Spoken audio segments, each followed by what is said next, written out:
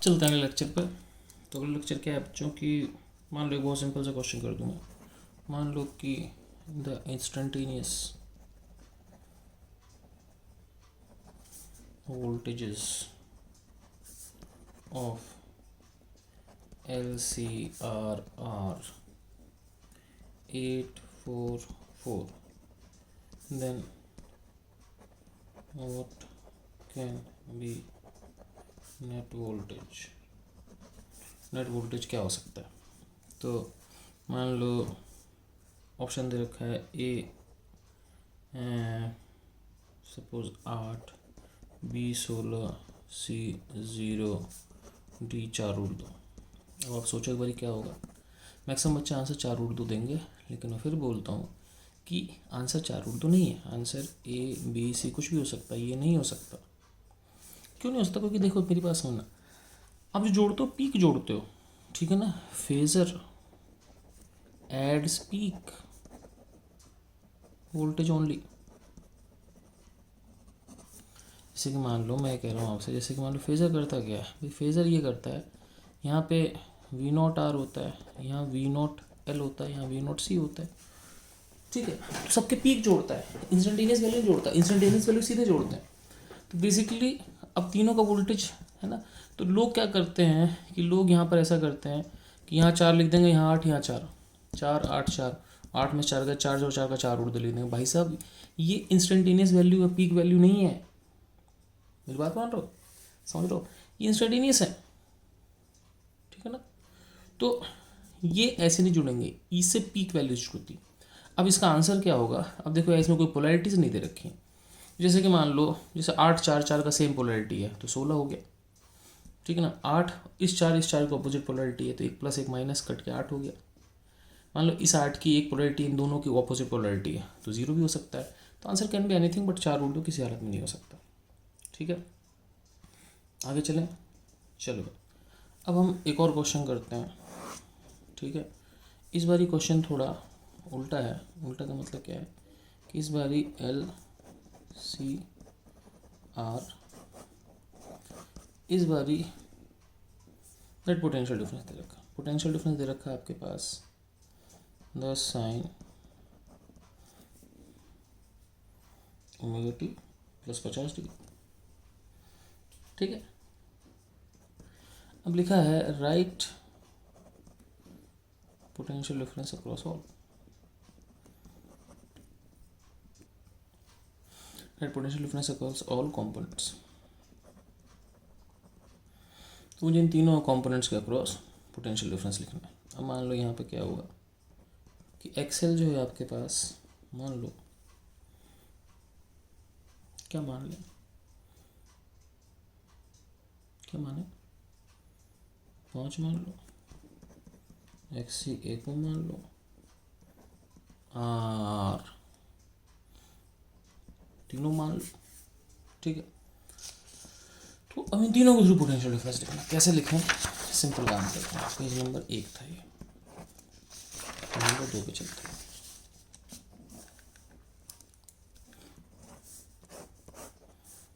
Excel X C R. X L 5 1 3, 5 1 3, ठीक है। 5 में से 1 गया 4, यहाँ बच गया 3, जोड़ के कितना आ गया 4 स्क्वायर 3 स्क्वायर कितना आ गया 5। ये एंगल आपके पास tan थीटा 4/3 53 डिग्री हो गया। ध्यान रखना ये डायरेक्शन आई नॉट की होती है, ये डायरेक्शन ई नॉट की होती है। तो ई नॉट जो है वो आई नॉट से 53 डिग्री आगे, तो आई नॉट ई नॉट से 53 डिग्री पीछे है। या वी नॉट कर दो तो वी नॉट क्या होगा आई नॉट जेड। अब इस क्वेश्चन में पोटेंशियल डिफरेंस दे रखा है v = 10 sin omega t plus 50,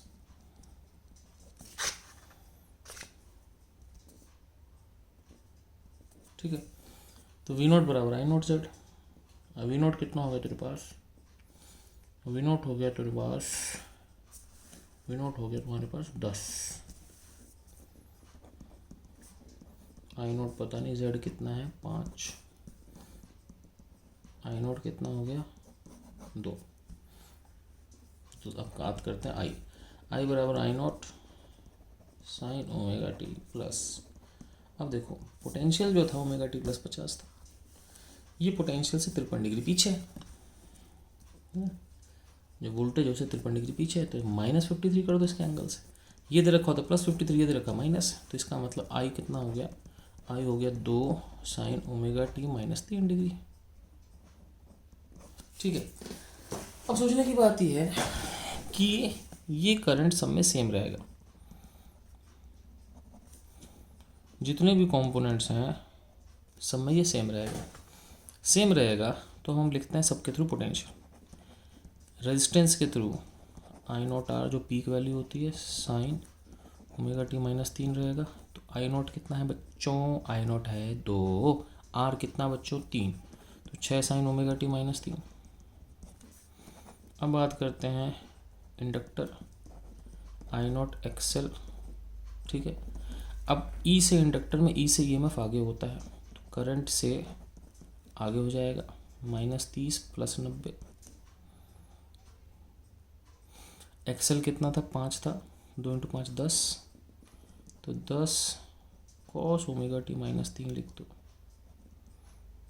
काम चला लेना, थोड़ा छोटा छोटा दिख रहा है तो कॉस ओमेगा टी -3, वो 3 का दूसरा उस कागज में घुस गया, लेकिन ये 3 ही है। ठीक है, लिख के मैं फिर लिखूँ, तो I naught 2 XL 5 10 sine 90 + theta cos theta होता है, कॉस ओमेगा टी -3। अब बात करते हैं वीसी हो जाएगा आई नॉट एक्ससी साइन, कैपेसिटर में कैसे करंट आगे होता है, करंट आगे तो पोटेंशियल पीछे हो गया, ओमेगा टी -30 -90, तो साइन थीटा, तो जो भी लिखो मुझे नहीं पता, साइन थीटा -90 क्या होता है पता नहीं, छोड़ना है। तो हम लिख देते हैं आई नॉट 2 एक्सी आपके पास है 1, तो 2 साइन ओमेगा टी -93 लिख देता हूँ मैं, आगे जो होगा देख लेंगे।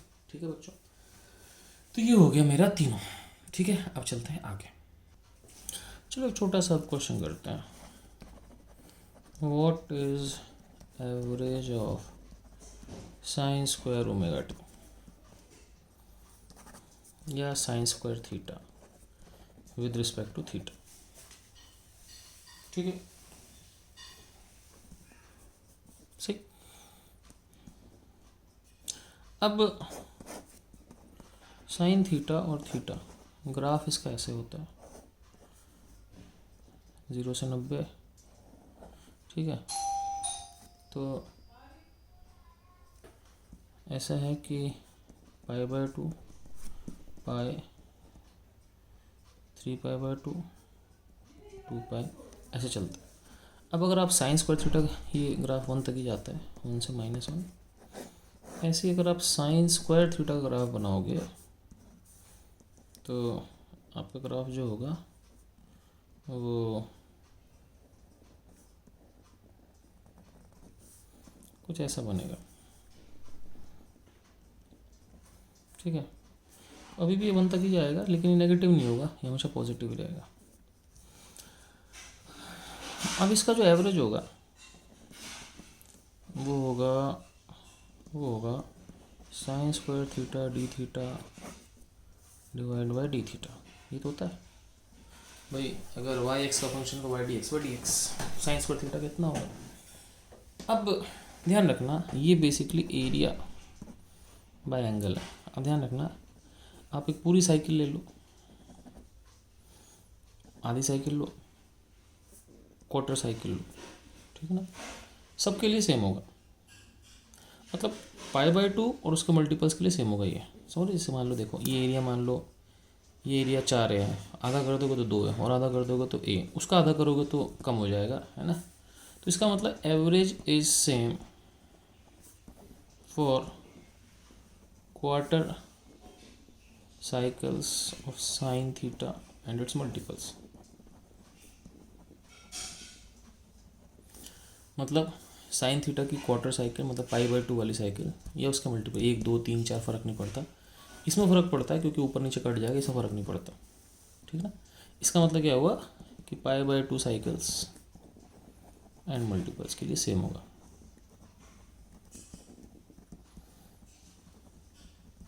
तो हम π/2 के लिए लेते हैं, तो आपकी इच्छा है, आप π/2 के ले लो, पाई के लिए लो, 2π के ले लो, पाई के लिए ले लेते हैं, चलो कैसे भी ले लो, मुझे फ़र्क नहीं पड़ता।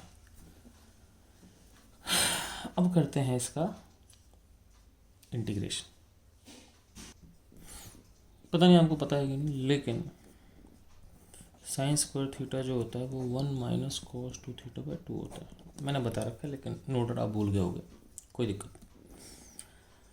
तो हम वैल्यू निकालते हैं, तो ये है मेरे पास साइन स्क्वायर θ/d θ। तो साइन स्क्वायर थीटा को लिख देते हैं 1 - cos 2 θ/2। तो 1/2 1 - cos 2 θ/2, 2 मैंने बाहर ले दिया, डिवाइड बाई d θ। पाई तक निकाल लेते हैं, फ़र्क नहीं पड़ता, ठीक है। तो एवरेज वैल्यू आ गई 1/d θ का थीटा होगा, थीटा का पाई होगा 1/2π। अब ये वैल्यू कितनी है, लेट्स सी। 1 का थीटा, cos 2 θ का होता है मेरे पास, cos थीटा का साइन थीटा, cos 2 θ का हो गया sin 2 θ, ठीक है, डिवाइड बाई 2 आएगा, ठीक है, सही है। लिमिट 0 से π, ठीक है। अब देखो 0 रखोगे तो सब 0 हो जाएगा, थीटा 0 sin 2 θ 0। तो इसका मतलब average of sine square theta जो आ गया, जिसको हम लिख सकते हैं साइन स्क्वायर थीटा, ये आ गया 1/2π माइनस, अब देखो साइन 2π भी 0 होता है, सब कुछ 0 हो गया, तो π/2π कितना हो गया, आधा, ठीक है। तो साइन स्क्वायर थीटा का जो एवरेज होता है आधा होता है, ठीक है। अब ऐसे भी ऐसे रटने की बात सही है, जैसे मान लो पूरी, देखो साइन थीटा का तो पूरे साइकिल में एवरेज 0 होगा, कट गया। यहाँ पे क्या होगा, देखो आप 0 से 1 जा रहा है, तो आप रट सकते हो कि इसका एवरेज हाफ हो जाता है, ठीक है। इट्स ईजी टू रिमेंबर, 0 से 1 जा रहा है, एवरेज आधा कर दिया। चलो, तो एक आखिरी चीज़ देख लेते हैं और इस चैप्टर को, इस लेक्चर को ख़त्म कर देते हैं। तो टॉपिक है पावर फैक्टर, ठीक है। तो इसको cos फाई से दिखाते हैं।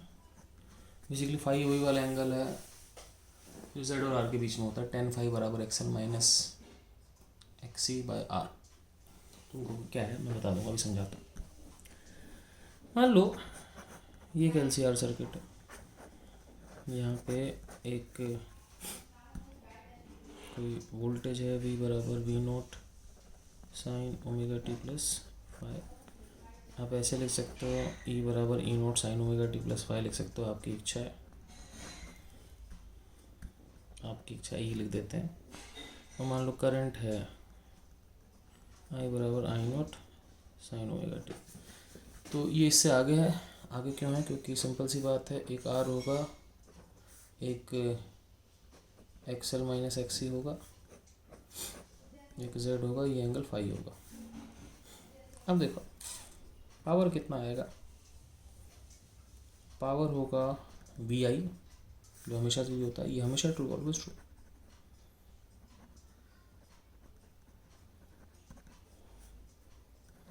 ये हो गया E0 sin ω t plus phi into I0 sin ω t। अब ये पावर जो है फंक्शन ऑफ टाइम है, टाइम के साथ बदलते रहेगा, कभी ज़्यादा कभी कम, कभी ज़्यादा कभी कम। तो ये हो गया E0 I0 sin ω t into sin ω t cos phi plus cos ω t sin phi, ठीक है। ये हो गया E0 I0 sin square ω t cos phi sin ω t, क्या कर रहा हूँ मैं, E0 I0 sin square ω t cos phi plus sin 2 omega t cos five by 2। तुमको क्या करूँगा, सिंपल है यार। देखो साइन 2 थीटा होता है 2 sine theta cos theta, sine theta cos theta sine 2 theta by 2 हो गया। अब ये पावर टाइम से बदलती रहेगी, लेकिन बहुत तेज़ी से बदलेगी क्योंकि टाइम के साथ बड़ी जल्दी से करंट बदलता है ना, खट खट खट खट 50। तो एवरेज पावर क्या होगी? अब एवरेज पावर, इसका एवरेज निकालते हैं हम। देखो एक साइकिल के लिए अगर देखें, ठीक है ना, पर साइकिल, तो ये सब तो कांस्टेंट है, बदलने वाली चीज़ देखो टाइम यहाँ और यहाँ आ रहा है। अब कांस्टेंट का एवरेज देखो, साइन स्क्वायर थीटा का एवरेज क्या होगा, हाफ, तो इसका एवरेज हो गया आधा। साइन 2 ओमेगा टी, ठीक है, sine theta, basically sine theta का एवरेज क्या होगा भाई, 0 होगा, नहीं तो 0 होगा, तो ये चीज़ तो ख़त्म होगी। तो बेसिकली जो आपके पास एवरेज पावर है वो हो गया E naught I naught by 2 into cos five. इसको लिख सकते हैं ई नॉट बटे रूट 2 आई नॉट बटे रूट 2 कॉस फाइव। तो बेसिकली ई नॉट बटे रूट 2 क्या है, E R M S I R M S cos five. इसी कॉस फाइव को हम लोग क्या बोलते हैं, पावर फैक्टर बोलते हैं, ठीक है। इस कॉस फाइव को हम लोग बोलते हैं पावर फैक्टर, ठीक है। तो मैं यहाँ लिख देता हूँ दिस, एक सेकेंड होल्ड करना। तो जो एवरेज पावर आ गया आपके पास, E R M S I R M S cos five. ये जो कॉस फाइव नामक चीज़ है यही पावर फैक्टर है। और ये जो कॉस फाइव होता है आपके पास, वो होता है इस ट्रायंगल से आता है, तो X L minus X C R, नहीं आर ये जेड ये, तो कॉस फाइव आपके पास होता है आर बाय जेड, ठीक है। तो इसी आर बाय जेड या कॉस फाइव को हम लोग क्या बोलते हैं, पावर फैक्टर, ठीक है, सही। तो ये हो गया। तो इसके बाद हम लोग चलते हैं, कहीं नहीं चलते हैं, इसके बाद हम अगली क्लास में पढ़ेंगे। ओके बच्चों, बाय बाय। और एक असाइनमेंट है, इसके बाद यहीं लिख दूंगा, उस असाइनमेंट को आपको करना है।